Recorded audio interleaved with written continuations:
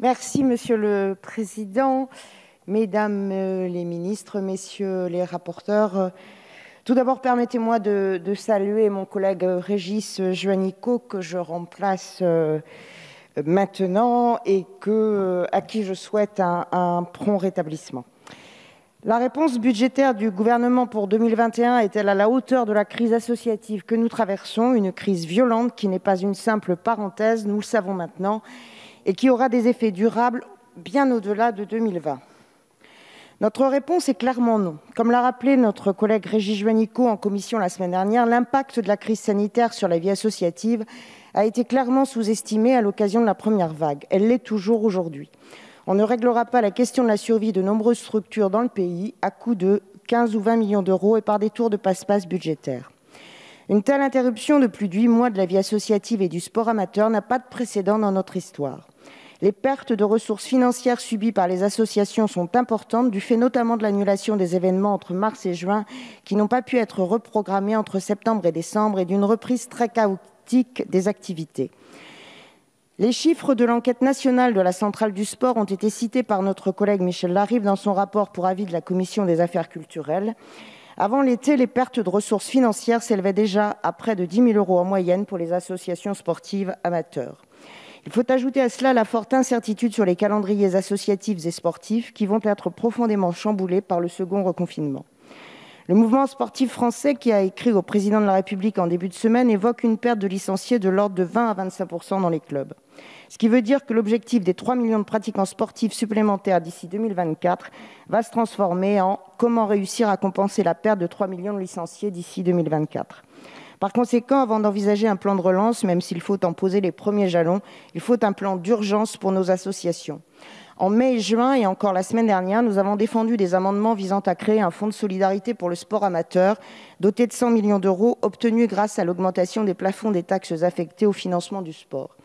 Régis Juanico a plaidé également avec d'autres collègues pour des mesures exceptionnelles visant à soutenir le mécénat sportif, ainsi que la mise en place rapide d'un chèque sport pour soutenir la défense sportive des familles pour un montant de 800 millions d'euros. Patatras, le sport amateur n'a pas obtenu une aide à la hauteur de la situation. Nous ne les opposons pas, mais quand le secteur de la culture obtient 2 milliards d'euros dans le cadre du plan de relance, le sport doit se contenter de 122 millions d'euros sur 2 ans, des crédits non pérennes sur le plan budgétaire.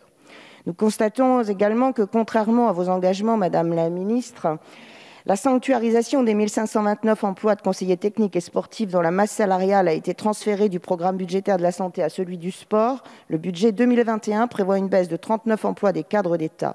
Un très mauvais signal alors que le rôle exemplaire de ces derniers pendant la crise sanitaire a été cité comme un exemple pour le service public.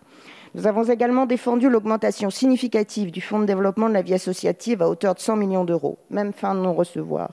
Le FDVA sera augmenté d'une quote-part des produits des ressources des comptes associatifs inactifs et en déshérence de 15 millions d'euros en 2021. Enfin, même si nous saluons la création de 100 000 missions de service civique supplémentaires en 2021, une mesure que nous avons toujours soutenue, nous avons un certain nombre d'interrogations fortes sur les crédits jeunesse et vie associative qui nous sont présentés. Tout d'abord, les associations, qui représentent 85 % des structures d'accueil des volontaires du service civique, seront-elles en état d'absorber un nombre important de nouvelles missions dans les prochains mois ? La montée en charge du service civique a besoin de crédits budgétaires pérennes. Or, l'augmentation du nombre de missions est aujourd'hui uniquement financée par les crédits du plan de relance, par définition exceptionnels. Nous demandons logiquement la suppression du service national universel qui bénéficie étrangement d'un doublement de ses crédits budgétaires en 2021 à 60 millions d'euros, alors que sa mise en place au cours de l'année 2020 a été un échec retentissant. Le SNU est un dispositif inutile et redondant avec le service civique, car il s'adresse aux plus de 16 ans, et nous voyons bien qu'en particulier au sein de l'éducation nationale, il s'agit d'intervenir sur le parcours de citoyenneté en amont de cet âge. Le SNU est un dispositif coûteux, sa montée en puissance budgétaire est en concurrence directe avec les crédits qui devraient être consacrés à la seule généralisation du service civique à l'ensemble d'une classe d'âge. Pour toutes ces raisons, nous ne voterons pas les crédits de la mission Sport, Jeunesse et Vie associative du projet de loi de finances 2021 qui ne sont pas à la hauteur de la situation. Je vous remercie.